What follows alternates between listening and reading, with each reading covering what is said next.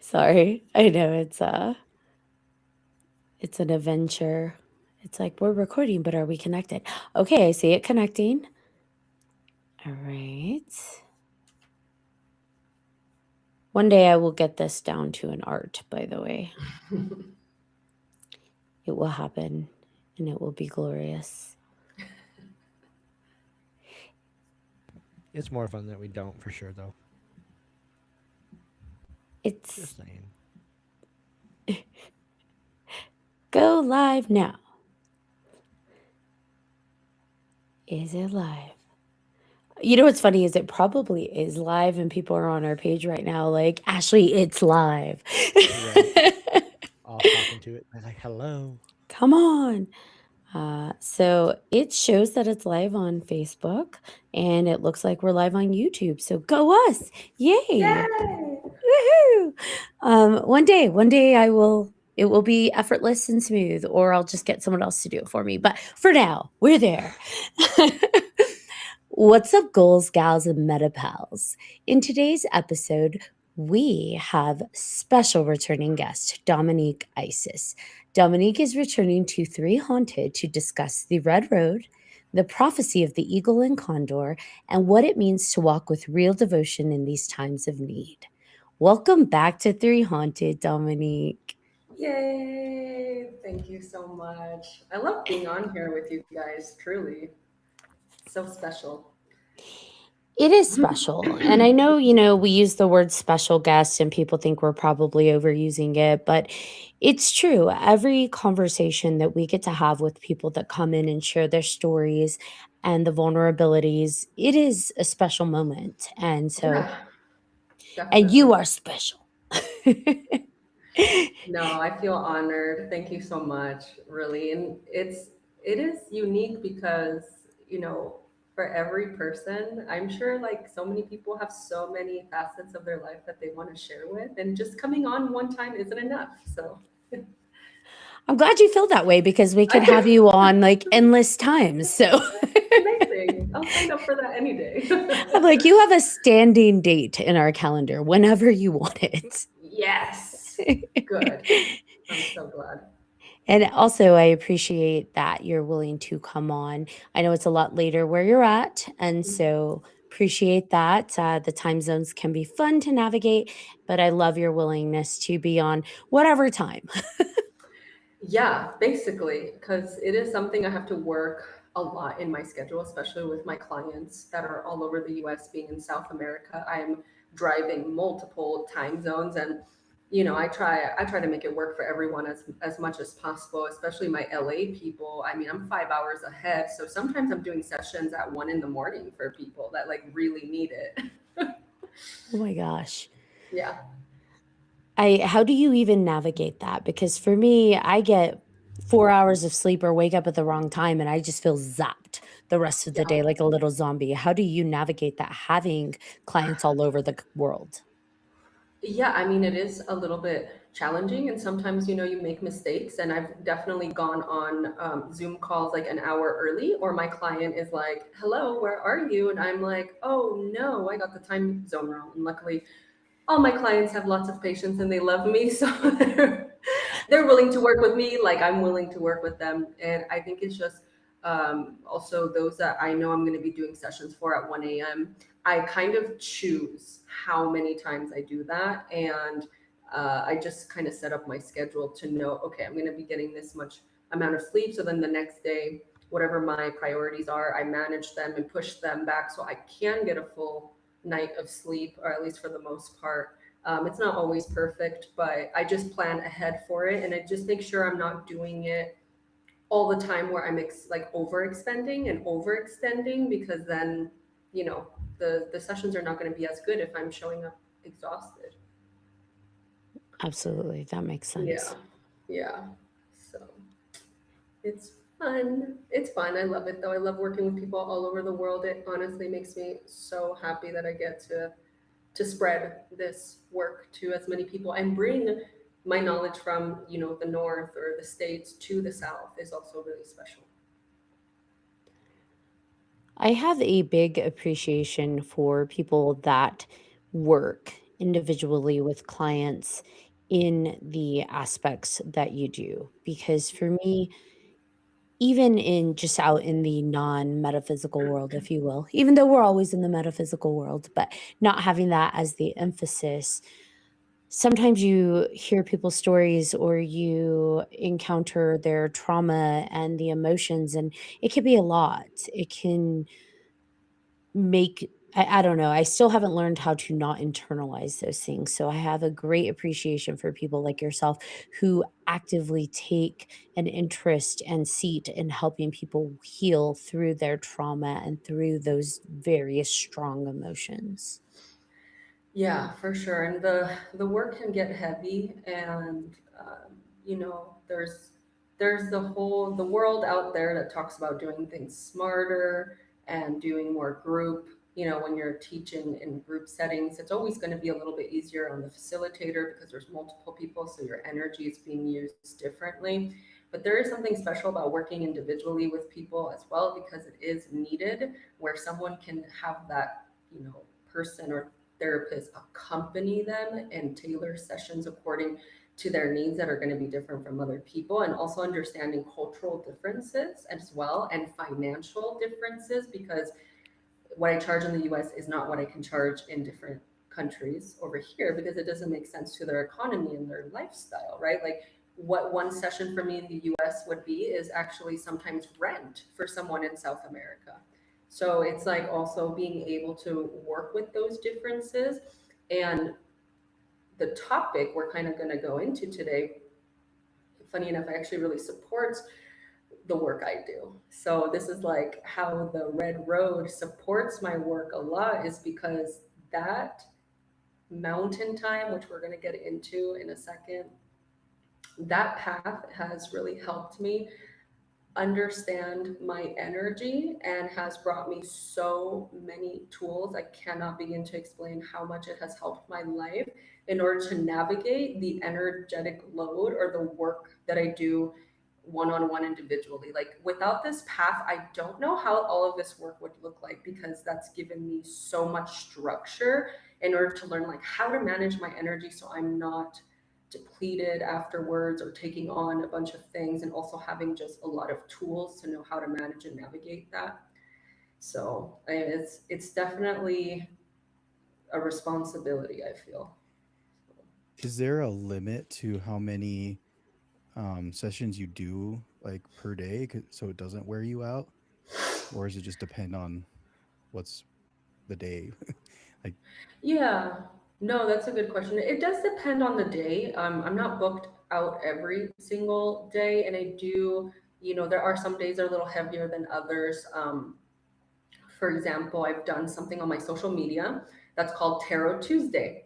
And it's a one card pool, right? For like any person that just wants like a little mini taste of like a quick card reading. Sometimes I get 15 people in that. And I also have like 4 or 5 people scheduled on my calendar. So it's like having to take breaks and take care of myself. And if I have to push people and say, hey, I'm going to get to your reading on Wednesday instead, everybody's always very understanding of that. But I try in my day to day not to work with more than 5 people, like tops 5 people energetically. The same, I think I would put the same number as like massages. When I used to own a massage business and I was a massage therapist, in like the corporate massage world, I was doing 7 massages a day. But when I went into my own clinical practice, I did not do more than 5, just because energetically it's a lot. yeah. Yeah. Now, you mentioned the Red Road as being a part of your practice and your path, and you've been amazing and shared your path with us, as you know, from when you started in Colorado to where you're at now. What exactly is the Red Road? Yes, it's. She's so excited. I'm so excited, and I also am like, God, where do I start? Okay, I'll start with its origin.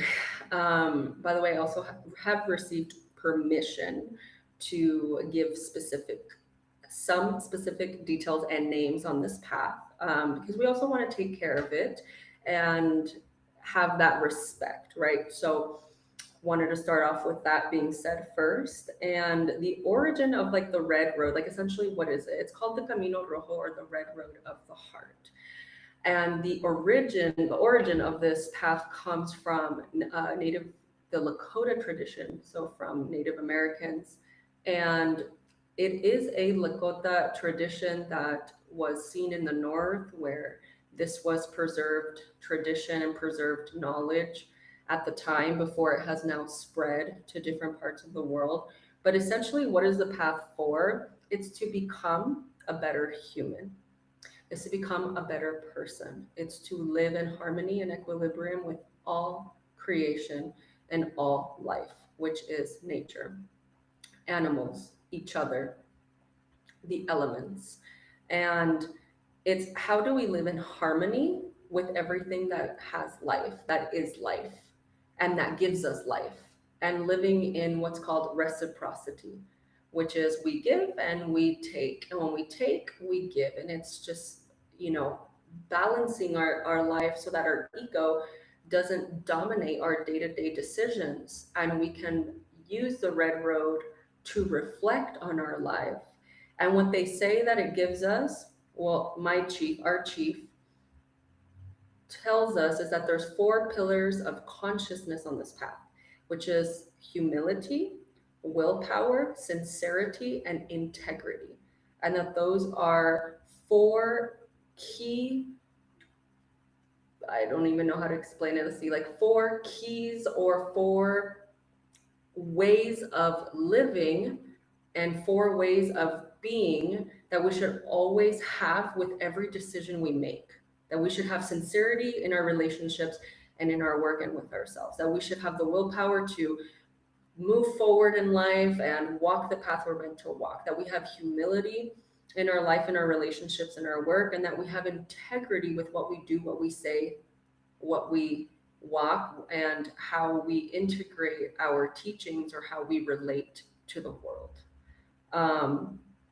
So what's interesting about this path, though, is I mentioned it's a Lakota tradition, and I'm here in the South doing this path. So the main difference is that our chief of our lineage, it's called FSI, and in Spanish is FSI, which is Fuego Sagrado de Itzachitlatlan. Okay, that is the branch or I'm going to call it an organization, for lack of a better word, to understand the branch of the red road that we come from, because this chief comes from the original Crow Dog lineage, as he was one of the spiritual sons, and he was given the blessing to bring Vision Quest and bring different parts of the red road to South America. So it is a fusion of everything he has learned in the north with the fusion of everything he has learned in the south, the Andean tradition. And he also lives in Mexico right now. He's in Mexico. So he has fused the red road into the way in which he received a vision during his own vision quest. He received a very clear vision that he was going to be a part of spreading this knowledge across the world, which is the eagle and the condor prophecy that was prophesied a long time ago, like hundreds of years ago. It was prophesied that the North and the South would come together. And in 1992 is when it started to become realized, when we started to see that this was going to happen, and it's the times we're living in right now. So that was like a lot of information. So please tell me if you have questions. So to me, it sounds like the red road embodies different pillars Mhm. that come together to help with way of life, way of living, to be our highest self. What does that look like in terms of practice or execution? Are there specific things that you do to make sure you're living the red road, or are they more internal questions that you ask yourself as you come across scenarios? Yeah. So there is a, I guess I would call it a type of protocol, where when you enter the red road, there is the option to do what is called Vision Quest. And Vision Quest is exactly as it sounds. It's a quest in which you receive a vision for your life by being with yourself in silence and nature, with being fasted. And when I say fasted, it means no food, no water, no communication.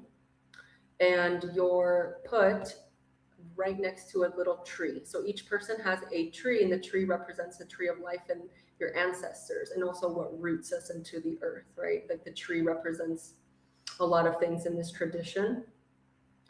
And I know that a lot of people get really, they have a lot of questions about the whole like no water thing, you know, especially because people are like, well, you can't live without water, but you can, because I've already done it and lived it, experienced it. So, and I'm here, and I've proven that you can. Is it uncomfortable? Incredibly. And is there preparation before and after? Absolutely. And we have people in the camp that are medical doctors, nurses, psychologists, Chinese medicine professionals. Our, I would say like, I'm going to say our family, because to me it really is a family. Our family has a lot of healthcare professionals that come support Vision Quest and also come and participate.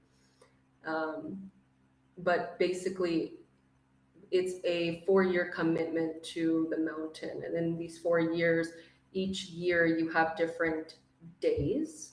And these are the 4 pillars I just talked about. Your 4 days is humility, your 7 days is willpower, your 9 days is sincerity, your 13 days on the mountain is integrity. Now, on the 7, 9, and 13, you receive water and you do receive fruits, but you are still in like a pretty fasted state. It's not that you don't receive anything, it's just that you receive enough to be comfortable, because it's an uncomfortable experience, but enough that your physiology and your body is going to do just fine on the mountain, but enough to keep you fasted so that you can really, in that state of being fasted, you can connect with everything around you. And it's just the most insane and profound experience I've ever had.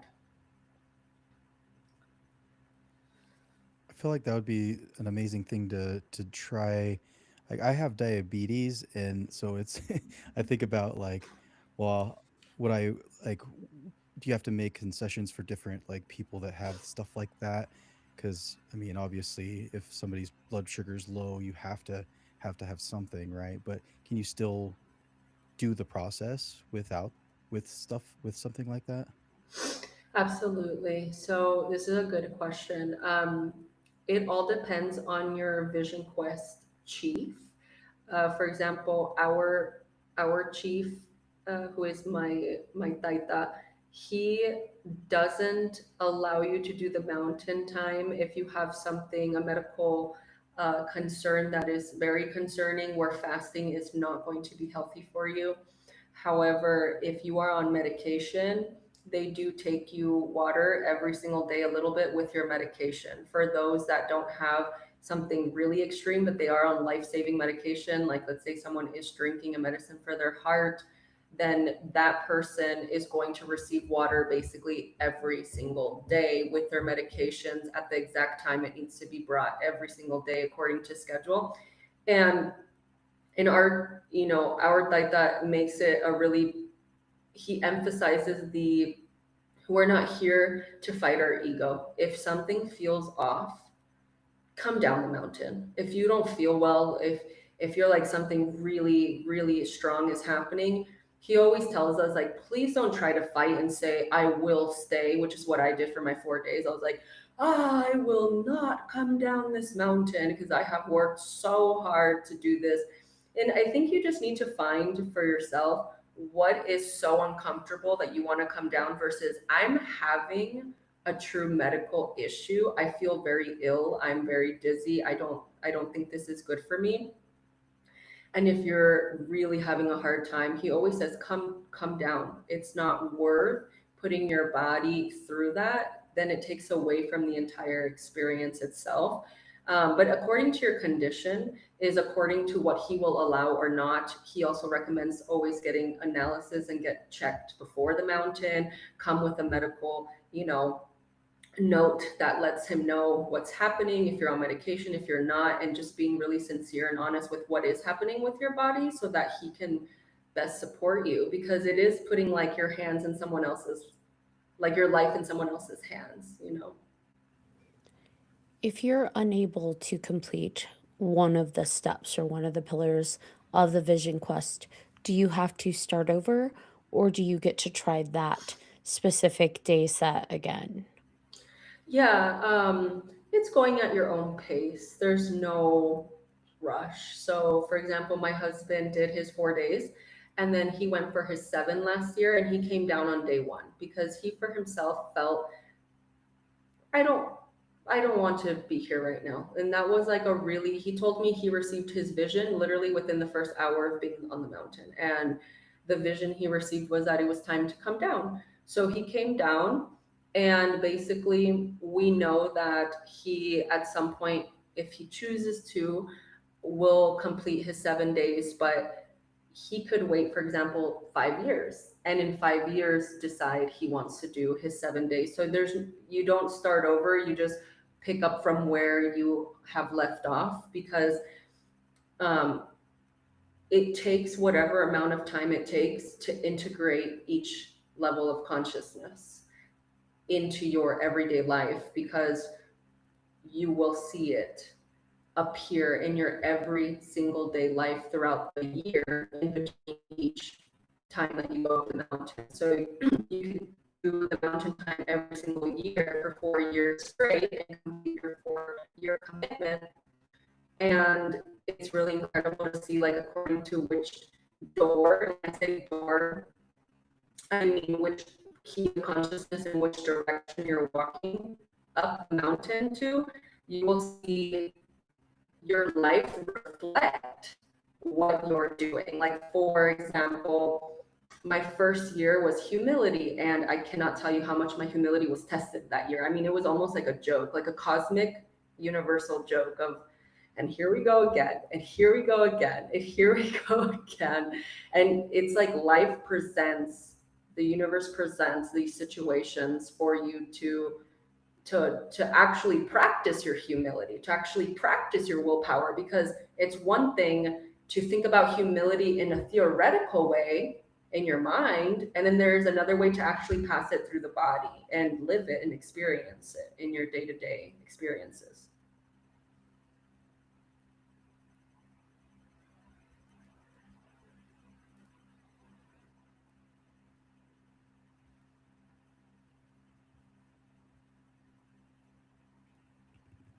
Oops, I I had don't myself know. muted. Yeah, That I was was about to me. say, I can't hear you. That was that was a whoopsie on my part. So you did mention the prophecy of the eagle and condor, and that's the idea of the north and the south coming together. Is that right? Yeah, because the eagle is seen in the north, it represents the north, and the condor represents the south. And the north, the eagle represents intellect and the mind, and observation and contemplation. And then the condor represents the golden heart. And for a long time, these traditions were not in agreement. There was, a lot that has happened. And now we're in a time where it's all about spreading, not occulting information anymore, but we're in a time, in an era where there are a lot of traditions and teachers that are now starting to open up and spread knowledge across the board because of the new times we're heading into, which the eagle and the condor coming together is the same, if not similar, prophecy of what's seen in other cultures like the Mayan culture, and what people call, for example, the golden age or the golden time or the new earth. I'm sure you've heard this terminology before, the new earth, 5D, or different people call it different things. We call it the time of the golden peace, which is that union between the condor and the eagle. And what the point of Vision Quest and Sundance and all these things that are the ways to practice what the Red Road is to be able to open up these traditions that used to only be practiced by those that lived it and their blood was from the lineage. And only men practiced Vision Quest, by the way. At one point, it was only men that went up the mountain, and only men that did what's called Sundance. It wasn't open to women until later down the road.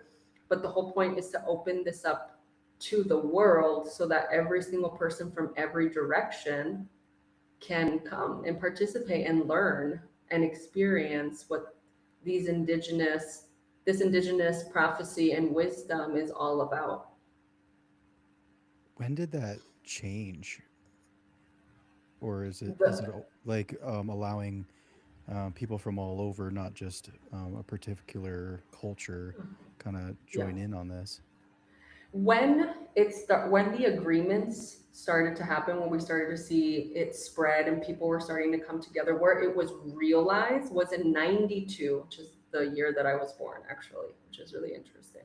But in 92 is when this was seen as, okay, this is needed for the world now, and it started to open up slowly from that date. Now there's a really good documentary on our chief, if anybody is interested in just getting curious, getting to know who this person is, understanding their story a little bit, and actually what it took for them to make the agreements with the different chiefs of different nations to bring this forward, and the amount of work that it has taken this man to arrive to the point where he's at. The documentary, I don't know if it's on Netflix, I believe it's on YouTube. It's called Fire on the Mountain. And I recommend those that are really interested in what I'm saying to check it out, because it's really, really cool and it has a lot of really good info.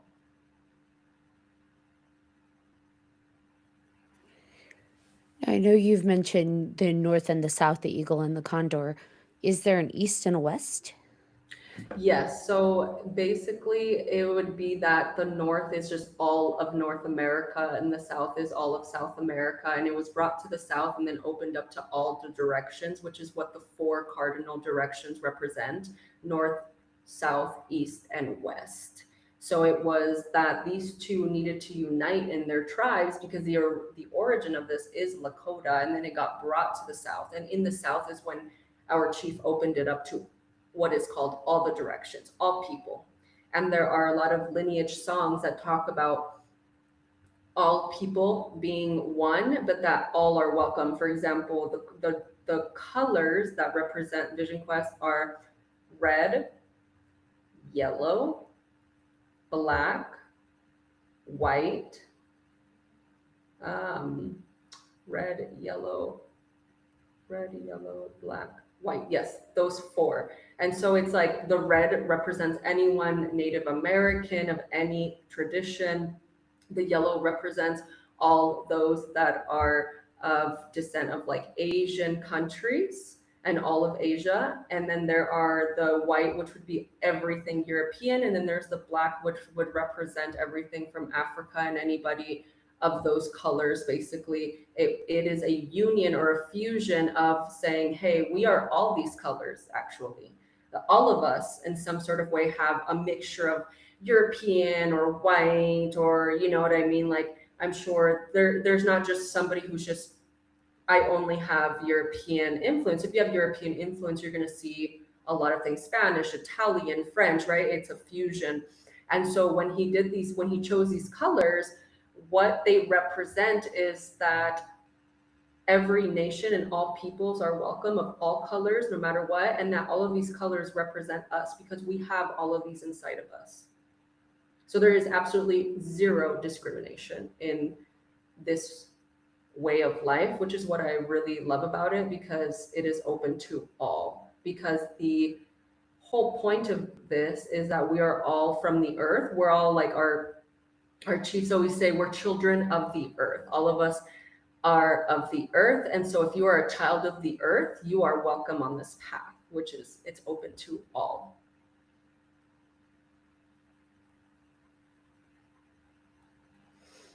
Has there been any I guess the numbers, are there a lot of people from all over? Do you see a lot of people from Europe coming to do this, or mostly like North America, or where do you see it happening the most?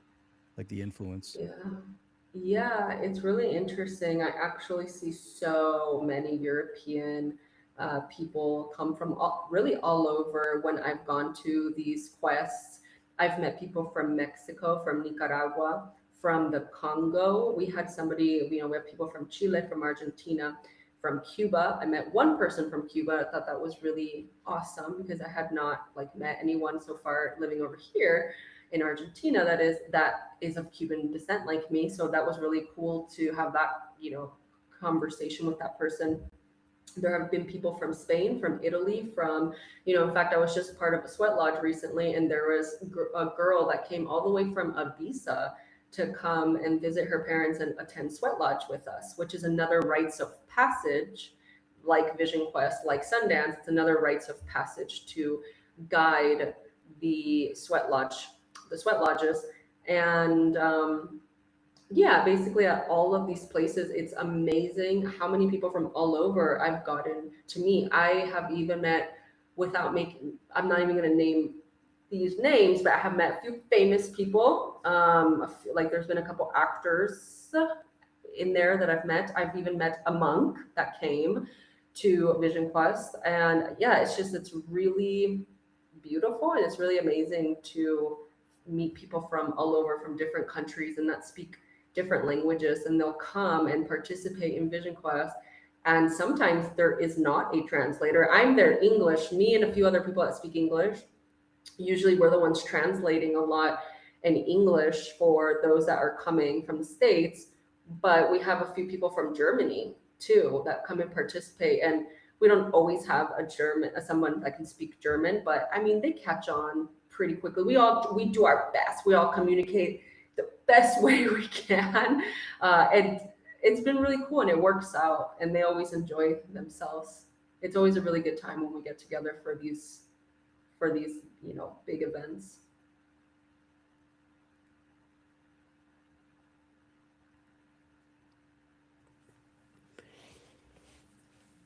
So then, using the red path and the prophecy of the eagle and condor is now coming together, coming into fruition. How does this affect the next aspect of walking with devotion?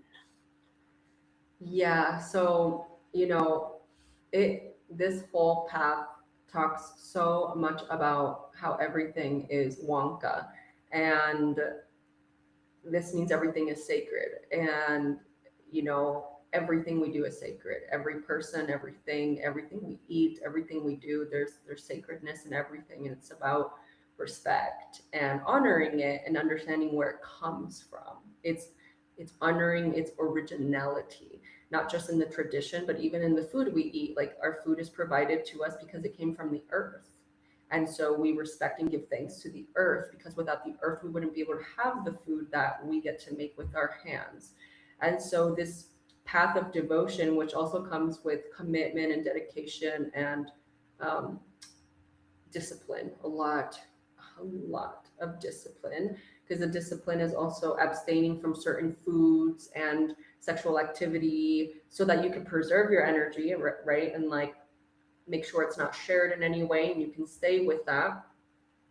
The devotion really comes from, I feel, just respecting all life and honoring it for where it comes from, for what it provides us. And that is, when you think about if all of us in the world could live a little bit more like that, maybe we wouldn't be in such the state that we're in right now. We would be able to honor all people from all races and all places and take care of ourselves and take care of each other.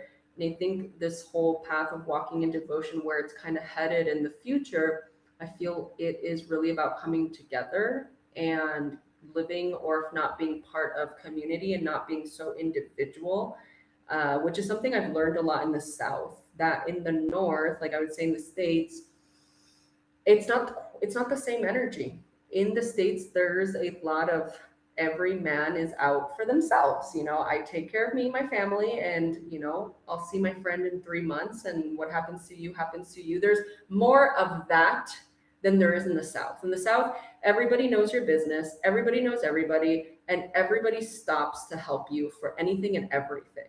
The whole point of community is we can lean on each other and we've got each other's back.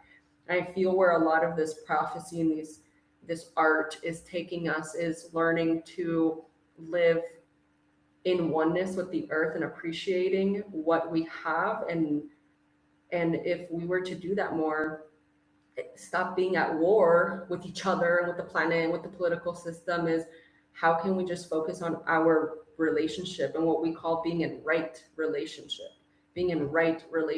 with all things that are alive, with each other, our brothers and sisters, our family, and seeing the other person that maybe comes from Europe or the Congo as our brother or our sister. If we can see people in that kind of way and honor them, this is what this path, I feel, of devotion kind of gives us, is devotion to the earth, to everything that gives to us and to ourselves, so that we can also be that way with everything we do. How it is on the inside is how it will reflect on the outside. So the relationship starts with you and Great Spirit first. That's first and foremost what we need to do. It's why we say this path makes you better, because it's your relationship with Great Spirit and it's you with you. Because if you can't be humble with yourself, how can you be humble with another? If you can't be sincere with yourself, how can you truly be sincere with the other? And that's what I feel that the devotion is like, getting us to understand that it is our devotion to and the gratitude for everything that we have. The deeper you go on this spiritual path and journey that you're on, what have you found has challenged you most? Whether it be the way of thinking or being, what's been the most challenging thing for you? If you don't mind sharing. Yeah, I I think the most challenging thing has been um, getting really honest with my patterns and I'm going to call it my shadow work, um, because there's no escape. You can't escape yourself. So there's been a part of me, I think, that um, thought I had done a lot of work, like a lot of inner work. And I still see in the ways I've abandoned myself and in the ways I've like ran away from reality or wanted to live more of like an illusion in certain things, like, oh, we'll just put that, in the way back burner and not look at that for a long time because I don't want to look at that. And going through this path, and it's not to say that I thought I had my stuff together. I just didn't realize how much comes undone and how you're just kind of like, you can't run. There's nowhere to run and hide. You are face to face with yourself, with your shadow, your inner demons, for lack of a better word, your inner demons. And it's been hard. It was hard. It was hard having to admit. It was hard seeing certain things about myself, my family, or ways I behaved that I had to get really honest about, so that I could clean up. So I could clean it up in my life, so that I could show up better for myself, my clients, my work, my relationships. And I still think to this day, after 3 years of almost being on this path, as I go up to my third year, it's like, it's amazing how spirit just doesn't let you hide. It really doesn't. They say that this path, this walk, helps you empty yourself, because if you can empty yourself, then you can actually hear spirit move through you and come in and fill those parts of you, and then you become closer, that much closer to your essence, who you are, away from the noise of society and life and all the conditioning. I mean, you go to the mountain and there's no cell phones. You're not talking to anyone. There's nothing. You can't even eat. So you can't even hide behind your emotions. You can't eat your emotions, and you can't hide your emotions with food. Think about it. When we're bored, what do? Let's go grab a beer. Let's go to the park and go to a bar. Let's go have dinner. Like, a lot of us we use food to escape. We use food as pleasure to make us feel certain things when we're feeling sad or lonely. And I mean, it's pretty amazing when you take all of these things away. What you're left with is the truth. And that's hard. And it's been a process. I'm also really grateful for it because it's changed my life. So I'm like, thank you for emptying me. It's allowed me to see how much I actually have, how much I still hide. So that's been the part that's been really hard. Well, and I'll say for us, or at least myself, in America, there's just a lot of eating, which is the bad foods, right? Not just eating in general, just putting bad things in your body, but also doom scrolling and all that kind of thing. So it's this is just bad stuff on top of bad stuff for entertainment's sake, just to ignore the reality of things going on, you know. And yeah, I think that makes a lot of sense. And it would Mhm. definitely, I feel like maybe for new people into this, would that may be the initial struggle, right? Like the food and technology. Oh, yeah. I mean, absolutely. And I mean, we're so used to, even myself on the scrolling or being on there as somebody who, like, basically, runs a business on social media. I feel like I'm on my phone quite a lot. And I'm like grateful I get to fast from technology and from emails and from having to talk to anyone. I mean, you even preserve your voice, which one does not realize how much we use our voice every day. And then when you preserve it, when you finally speak for like the first time, it sounds so weird hearing your own voice. You're like, whoa. Well, it's like it takes you a second to like come back to talking. And it's amazing because my first year doing this, I was really scared physically, like what's going to happen to me. I've had a history of anemia. I've had a history of thyroid stuff in my past. Like I was really scared of what this would do to me physically. I thought I would also be so like exhausted, like, oh, I'm going to pass out and probably faint. Like, why am I doing this again? You question yourself a lot. And then uh, you get there, and the opposite happened to me. I had so much energy the first year that I didn't know what to do with myself after those 4 days.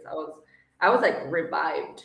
It was the most strange and amazing thing ever because your body's detoxing, because you're preserving your energy, because you're not doing anything other than staying in your area the entire time, and you can't leave your area. You have to make 365 prayer ties of tobacco, one for every day of the year. That's why we do 365 of the color that you're going up, which I think I explained it was red, yellow, black, white. And I'm on the black right now, which represents the great mystery. And it represents, it's 9 days on the mountain and 9 nights. And it represents sincerity.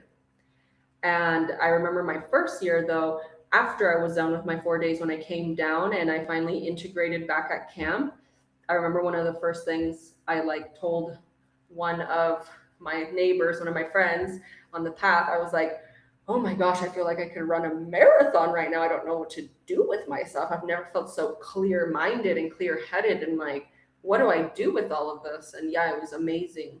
It was amazing how much better I felt on a physical level, let alone the spiritual aspect of what this is. Do you have recommendations of ways that people can tackle facing their shadow self, reaching that darkest part of them? Because, or I don't even want to say the darkest, but the deepest shadows. Yeah, look, it's gonna be uncomfortable. There's no way around it. There's no way around it. But you know what I can say is, if you're willing, you just need to be willing. If you're willing to go there, if you're willing to look at it, and not force yourself either, because as somebody who is also studying a lot around somatic healing, which is a therapeutic tool and entire like study that I'm going through, because my goal is to bring in somatic tools and nervous system work into the path, into those I'm working with, because I feel it's very important when you do these kinds of extreme things. So I don't want to tell people like force yourself to see it, because really that is going to traumatize you. And we're not about forcing or pushing. We want to work with our innate capacity and also understand that our body also has an innate process, and it's also very intelligent, and it's also going to show us up to where we can handle. And I think that if you're just willing to sit with it and be with it and see it even just a little bit, you're going to see that once you see it and once you're with it, it's actually not as bad as you think. It's like, okay, this is the best metaphor. Have you had someone in your life that you're like, I need to put limits with that person? Oh man, I have to have a hard conversation with this person and put some boundaries because they didn't make me feel super good. You know, there was something, there was a boundary they crossed, and then your mind starts doing this whole thing of, oh my God, how are they going to take it? What am I going to say? What's the, and like, have you ever had just that kind of eat at you, and it's so much bigger in your head, but then you go and you talk to the person, you're like, hey, listen, you know, can we have a conversation? And you say the thing and you get it off your chest, and then they actually receive you okay. And you realize, oh, like I can breathe. Why was I battling in my head like for days about that conversation, and everything's okay? Sometimes we make things so much bigger in our minds than what it is. And that's what I have to say about facing your shadow too, is we're so afraid of what we're going to find and what we hear on podcasts or on social media or on the news or from our coach or from our therapist. But when we actually just let go and we're with it and we're willing to see it, we realize like, okay, it's not, it's not that, it's uncomfortable, but it's not that bad. It's not going to kill me. It's going to help me grow. It's going to help me see things I have to look at, if I'm willing to look at it, to become better, more whole, more aware, more conscious, more present.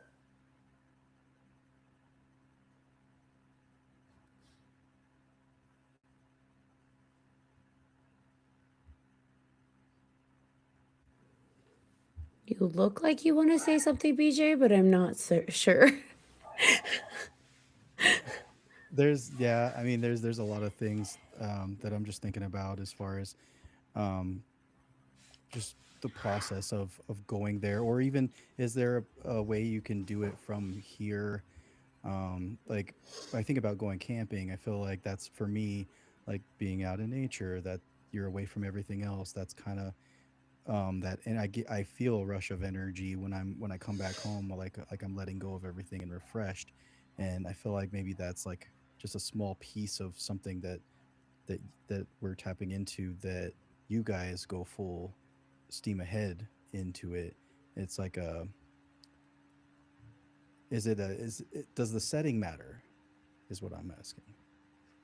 Hmm, that's a good question. I think in order to do our shadow work, I think there's so many avenues and paths and ways. I don't think there's only one way, or that Vision Quest is the way, but it is a way and a very profound one, uh, based off of a lot of tradition and ceremonial type of practices and rituals that make it a rite of passage, which is a whole different experience than just going into nature on your own. Like, the two can't really be compared because it's so unique and so different.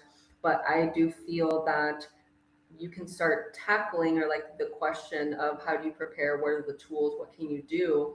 I think there are a lot of ways to tapping into a similar aspect of ourselves, whether that's through a specific therapy or tool that you find that really helps you see that and go there and work on it, and going out in nature as well and spending time and just listening.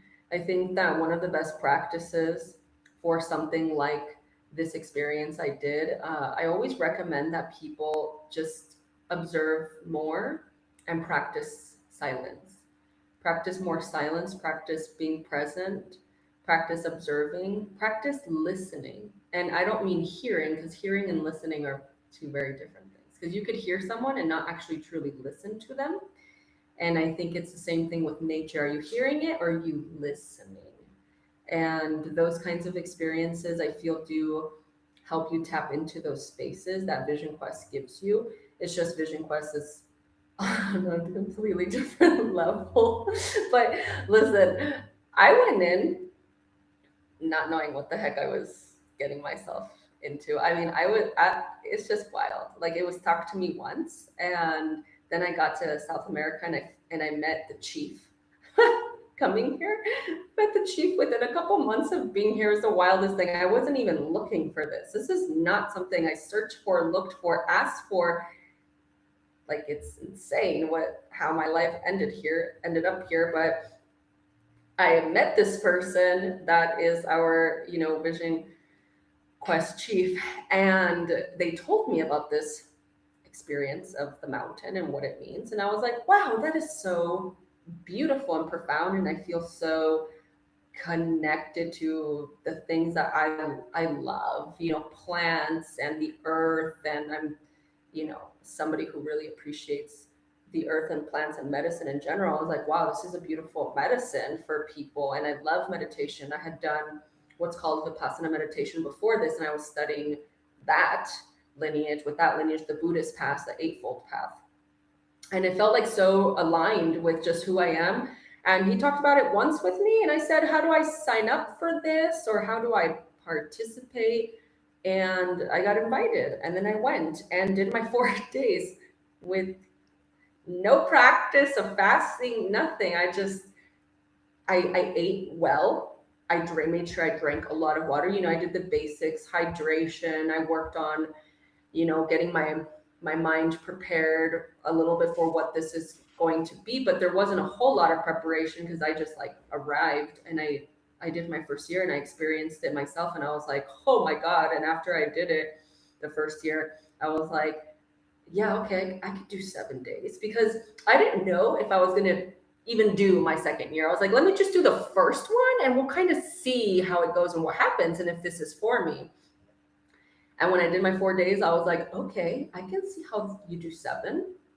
Okay, I can do this. And then I finished my 7 last year, and I said, okay, I can see how you could do 9, and I'm going up for my 9 now. In 3 weeks, I'm going to be on the mountain for my 9 days. That's exciting, and I would be terrified.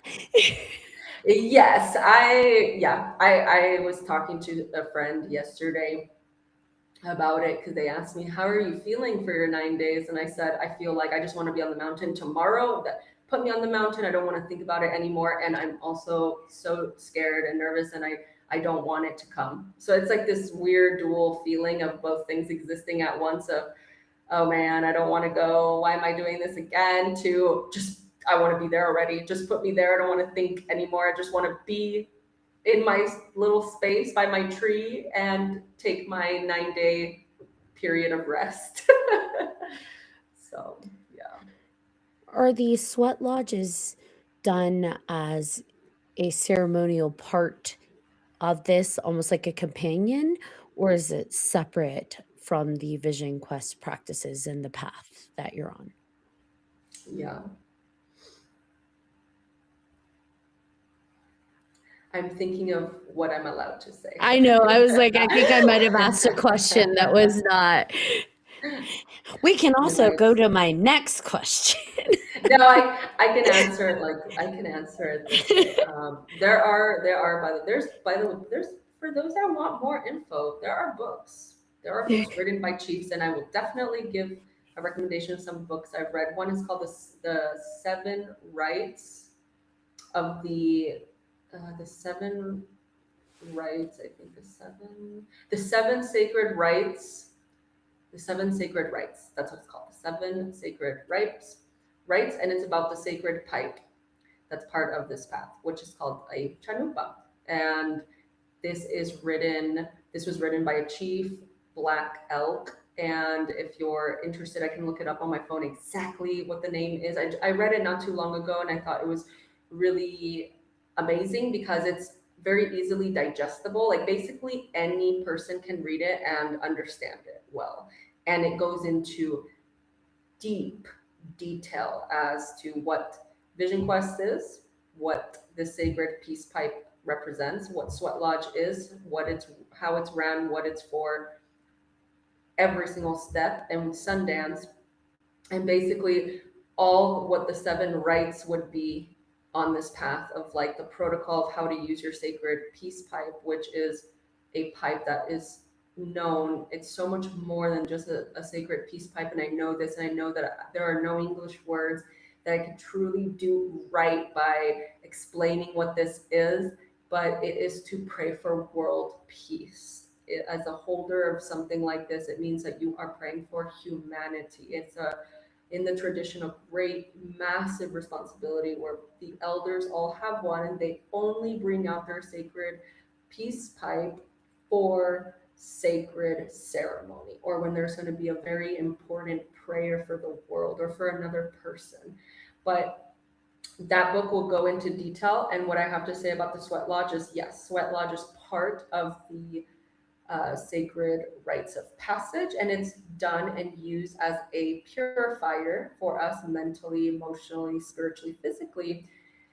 That is done to pray for our lives, to pray for our community, to purify us. And there are specific ways in which Sweat Lodge is used for Sundance, used for Vision Quest. And then Sweat Lodges, if anybody has heard of like a Sweat Lodge for a community, oh, I'm hosting a Sweat Lodge for my community. For those that want to participate, we're going to pray for our well-being. Then when you go and enter that Sweat Lodge, it's going to be a little bit different than the ones that we do for Vision Quest and Sundance, because they just have a different purpose. But it is a purifier. That is its main purpose.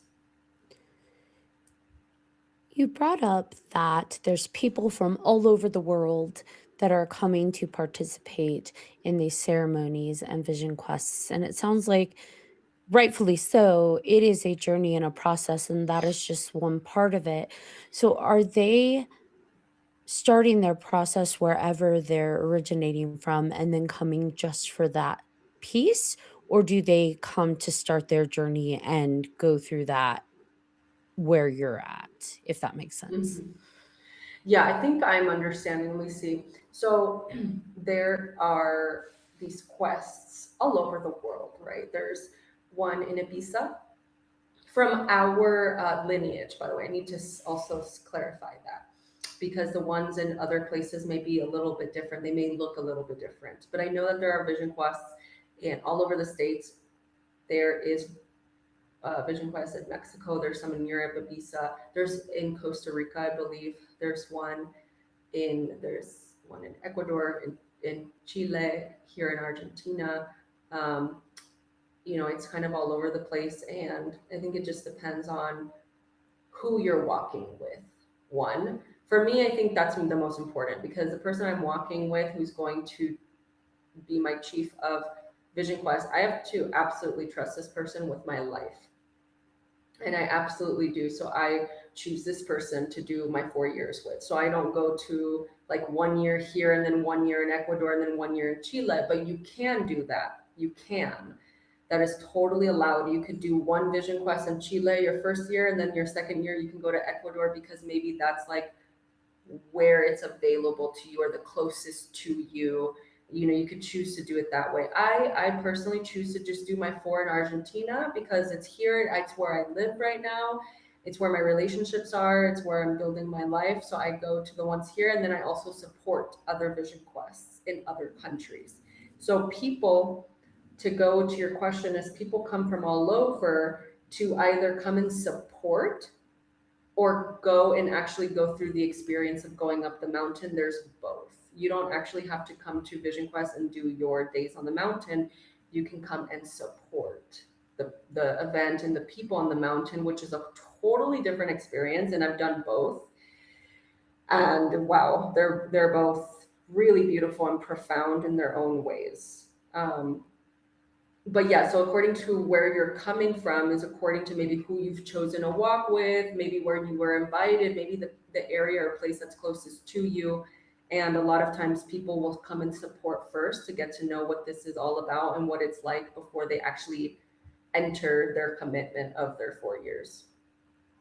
Are they able to access that because they are walking or because they are an extension of that specific lineage? Or I guess, how are they finding that Vision Quest center or community? I see what you're saying. I really feel when I've talked to people and I've asked them like, "Oh wow, you've come from Ibiza to over here. How did you hear about our Taita or our chief?" And then like a lot of responses I hear is, someone invited me, someone invited me, or I saw a podcast on this person's profile, this person talking about some Vision Quest, some chief, and they said that he lives in Mexico. And I looked him up, and then I joined his community, and then I met this girl, and then this girl invited me, and then it just like goes from there. So I think spirit has its way of what I feel we say in Spanish, tejiendo, which is like when we bring things to weaving is the word. So I think I think spirit truly weaves us all together somehow because it's like crazy connection of dots. Like I remember this one time I was at a Vision Quest in Paraguay. Oh man, and my taita, he's very well known. And I had this girl came up to me and she was like, "Can I take a picture of you with you and the taita?" And I was like, "Sure." And so I like, "Sure, yeah." So we took like a picture, all three of us together, and she's like, "Oh my God, thank you so much. I've been following you for so long." And she was talking to my taita, and I was like, and my taita's like, "Oh, the most humble, sweet man," where he's like, "Oh, thank you," and like he's like, "How did you hear about me?"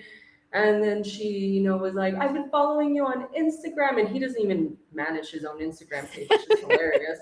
It's hilarious because he has no idea what's happening. And she's like, "I'm such a fan, and yeah, I'm just so happy to be here because I've watched your videos, some of like the talks you've done on YouTube, the interviews you've done." And that's truly how people arrive. They come from all over. They hear it because somebody said, because she said, because something was shared, because of some video, some podcast, some person, some practitioner, some facilitator, some community. It's really amazing how much it has spread.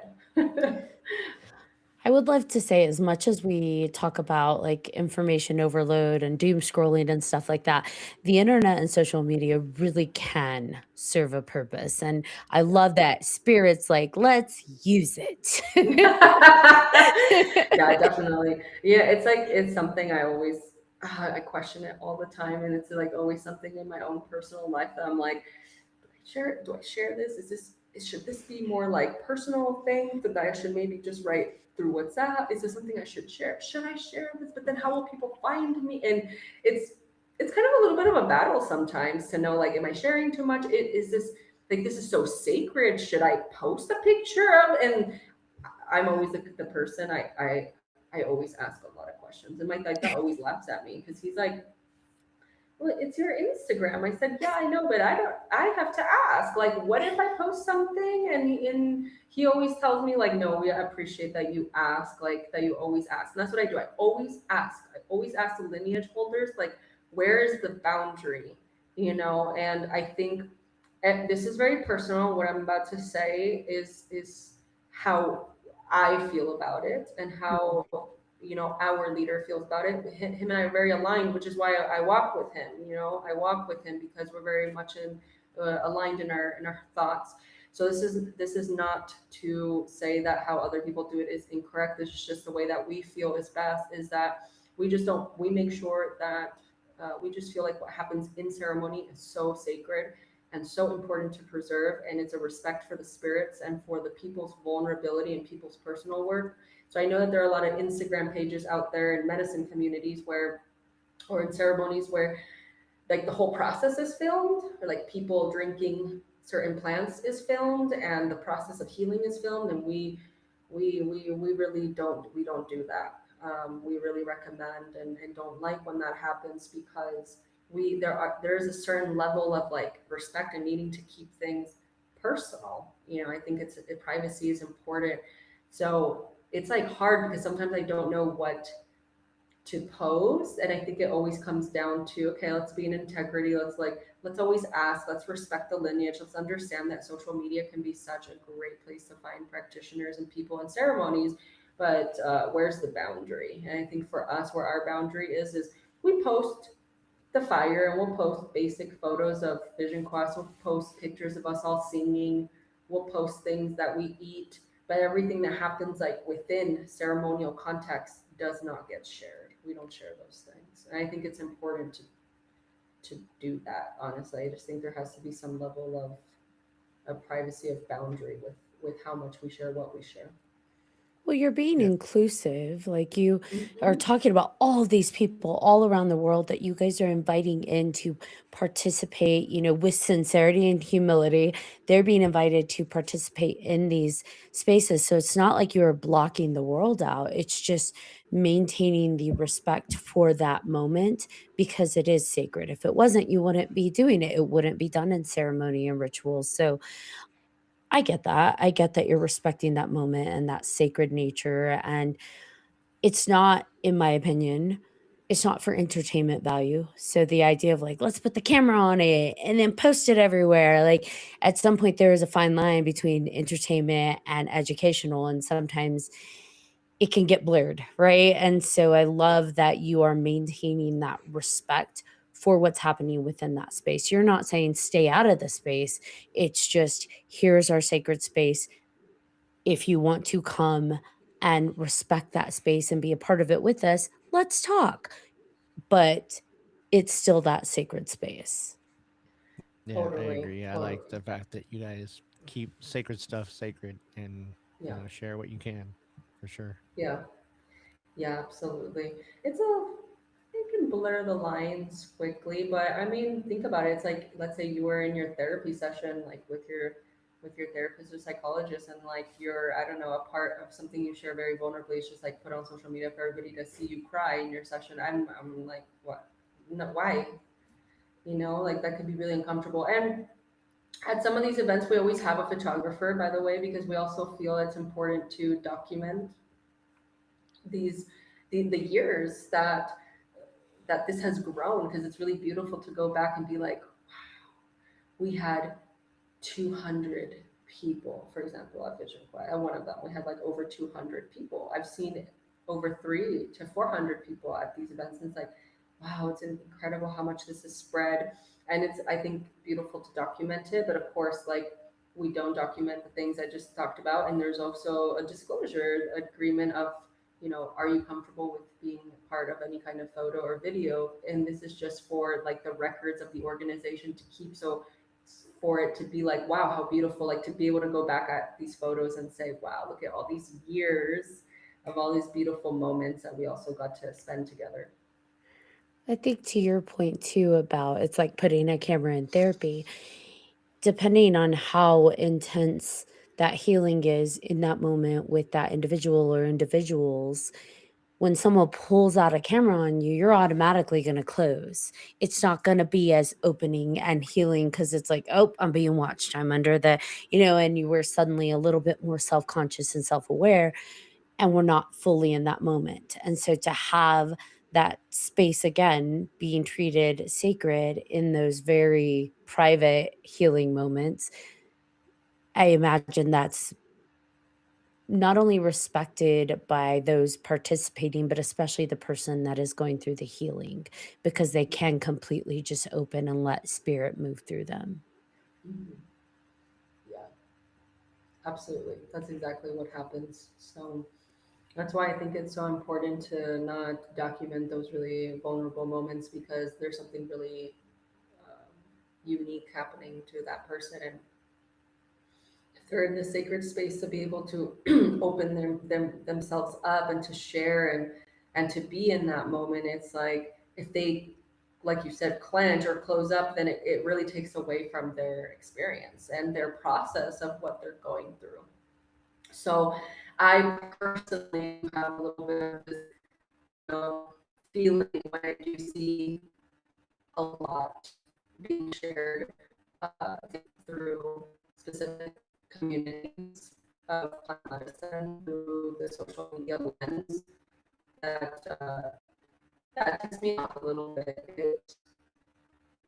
When I see it, I'm just like, well, it is their personal choice, but I just think that we are getting away from the whole point of what this is for. And there's a way to share your medicine without having to show it all.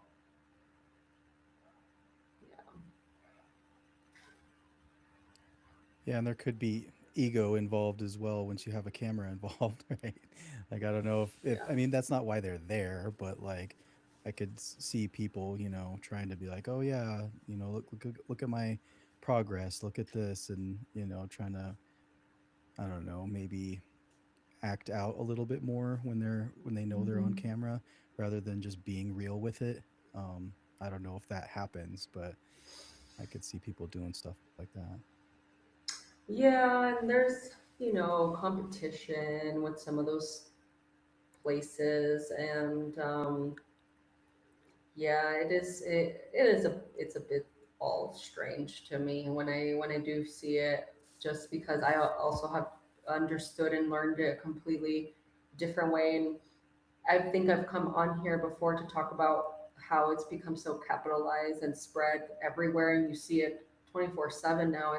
It's like a lot of the elders, my elders, like what I hear in their conversations is that they're so happy that the wisdom is being spread and that we're going back to ancient knowledge and technologies and ways of like living and being, but that there's like that dark side that comes with it too, which is the capitalization of it, the way that it's like spread everywhere, and it's about people making money more than it is. And there's like a lot of harm within the community, as well, with practitioners that are not actually prepared to be offering these kinds of ceremonies. Like, this is to the red road. The whole point of why you go through this is because you don't just go do like 3 months in the jungle and then go and start teaching things that you learned there.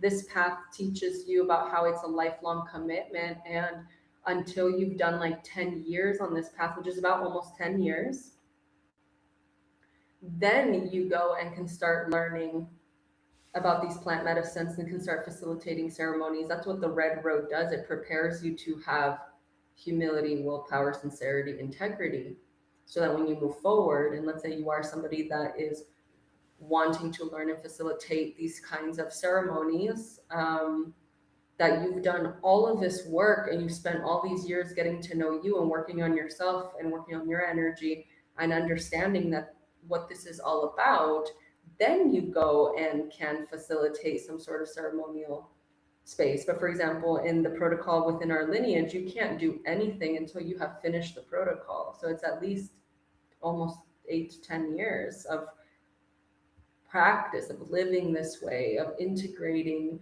everything you're learning, before you actually step into any type of leadership role. And I think that that's amazing. It should be that way. It's like if a surgeon is about to do surgery on you and they've only been through school for a year, and you're going to let someone open your skull up for 1 year of being in school. I don't think so. We want that doctorate. Yeah, exactly. And so my elder says, this is our, he said, I'll say it in Spanish because it comes out really beautiful. He always says, esta es nuestra escuelita, which means this is our little university. This is our university, and this is how we learn how to be better humans through this university before we are given any kind of blessing or right or opening to facilitate anything, whether you feel a deep call to facilitate Vision Quest in the future, whether you feel a deep call to facilitate sweat lodges in the future, where you feel a deep spiritual call to facilitate some sort of ceremonial work with the plant. This road is what is helping you build all the pillars and build yourself in a way that is in integrity as much as possible. You go through this little school, as he calls it, before you receive the ability to do anything on it. and and I think that that is it's just important, I feel, to have these I don't want to call them rules, but they are important, I feel, to follow, because then you have what we see in the world where you go for a year to the jungle and then you're facilitating ceremonies and people are getting hurt.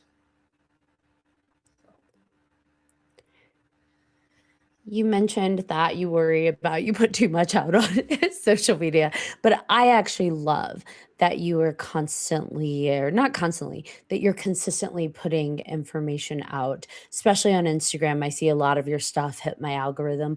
I have trained my algorithm to only show me things that are good for me, by the way. I know people get disheartened with the doom scrolling and what gets pumped onto their feed, but I will say, have heart. Uh, Train your feed. You can train all of your different social medias. It just takes a moment to see only what you want to see. So for me, my Instagram, I have thoroughly trained to show me only things that can help versus the things that make me feel drained or disheartened. And you too can do that all on your own. But with that said, I see a whole lot of Dominique and I love it because you do put Aw. out a lot of tips and suggestions and you make it accessible. You make healing accessible and self awareness accessible for those that maybe can't go to Argentina or can't go to something nearby. You put a lot of empowerment and resources at the fingertips of people. And I firmly believe that those who need to see it absolutely do. Yeah, I completely trust that. I think that I have something written in my bio around how like I try to make spirituality practical. I try to all my work for it to come down in a way that's very embodied, practical to earth, makes sense. I mean, I'm a Virgo, so I feel like I naturally uh am kind of that way is I'm a philosopher at heart though, for sure. Like the esoteric stuff just wow, it could take my mind into so many crazy places of the conversations and ideas and philosophies out there. But I think like my mission, one of my missions is to how do I ground and bring the esoteric into earth as much as possible so that it is accessible to people, that more people can come into this, learn about it, and that it's in a way that doesn't um, like fracture somebody or overwhelm them, or they don't know where to start or they don't understand it. I always try to use language that matches my audience as much as possible, whoever I'm talking to. But you do it every time you come on this podcast. So You speak to us in a way that at least I can only speak for myself, but I can understand it. It yeah. makes sense to me and it translates in a way where I'm not like, what? It's truly, I know that's, it's true. I feel like sometimes, there is so much information out there. You read something and then you read it 10 more times and you're like, I still not quite sure what's being said, but then we have people like you come on and explain something in a way that really does translate and get through to those that aren't on the path, right? That aren't currently on the red road or um, taking part in the vision quest, but you really do inspire in a way where it's like, I do want to do that shadow work. I can face it and it's gonna hurt, but I can do it. Yeah, absolutely. Thank you so much for saying that. And yeah, that is, I, it is, it's hard. It's some of these concepts too, like it's hard. People get lost in it a lot, or they don't know who to trust. Like you said, there's so much info in the world that's like, well, why should I trust this lady on this podcast right now from California over here in Argentina talking to me about the Red Road? Yeah, discernment. I think I just wrote a newsletter on this. I have a bi-weekly newsletter that I don't know if you're actually on it actually, but I do have a bi-weekly newsletter that is like a peek into my world. It's a little lens inside my journey, and I share tips and tricks and rituals, different things with the lunar calendar, my path, my walk, what I've experienced, something in my life I'm going through that could maybe resonate with other people, and how I found a solution out of it or what I learned through it. And so this last newsletter I wrote is, I think it was called Discernment is the Medicine. And it literally talks about this. It's like in a world of so many things that you're seeing and reels and funny things, it's like, how do you know what the heck to trust? What is real? What is not? They tell me that this diet is right for me. And then this person tells me that I have parasites. But then this person tells me that you don't kill parasites and that this is all false. And then you have this person that tells me how to detox and how to eat. And everybody says how you eat is different, and then you're like 100 people in, and you're just like, I don't even know how to eat anymore because 100 different people have 100 different opinions. And yeah, it's wild. And I feel it's the same thing in the spiritual space. So this last newsletter was all about discernment, how to practice that a lot right now, a lot, as much as Well, possible. and that's going to be a handy tool. We are taking a, I don't know how else to say it other than we are evolving into the next step for better or worse, where what we consume and what we see is going to be a lot less trustworthy. It's a lot more manufactured, and I just discernment is going to be our best friend. It 100% is. And yeah, and like, how do we, I think I had this conversation with someone today, with a client of mine today, is how to keep our minds from being easily manipulated. How do we do that? What does that look like? What does that even mean to not be susceptible to manipulation? Yeah, it's knowing yourself. It's knowing thyself. It's called sovereignty, having sovereignty over your energy, over what is good for you, and coming up with your own ideas and listening to your intuition, what feels right to you, and not because this person said this. And this is something I shared in a ceremony, in a medicine ceremony, actually, in front of our lovely community. Was one of the things that I said was, my God, how many voices in our head do we have? If we think about it, like, we hear our mom in the background saying things, our dad, our grandma, maybe our teacher, our brother. Like, how many voices do we have in our head, and which one is ours?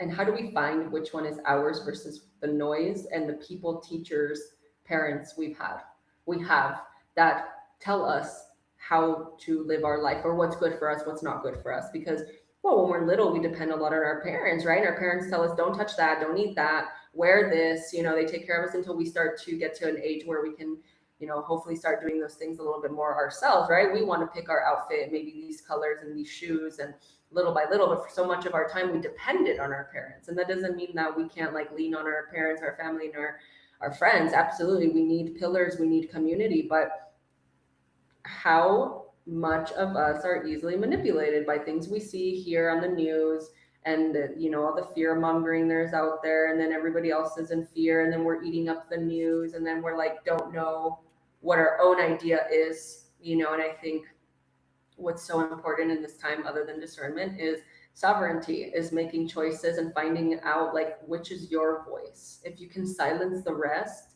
can you hear yours? And essentially, Vision Quest gives you that. Vision Quest has been one of the things that I've done that has helped me find what my voice is. Truly what my voice is. Now, for those that want to be a part of it, like get your newsletter and find out more about you, where can they find more? This is going to be 100% on my Instagram. I am on my Instagram mostly. I post there. I know everyone's a TikTok user these days, and I have not been able to move to TikTok. So I am actually going to be starting a YouTube channel.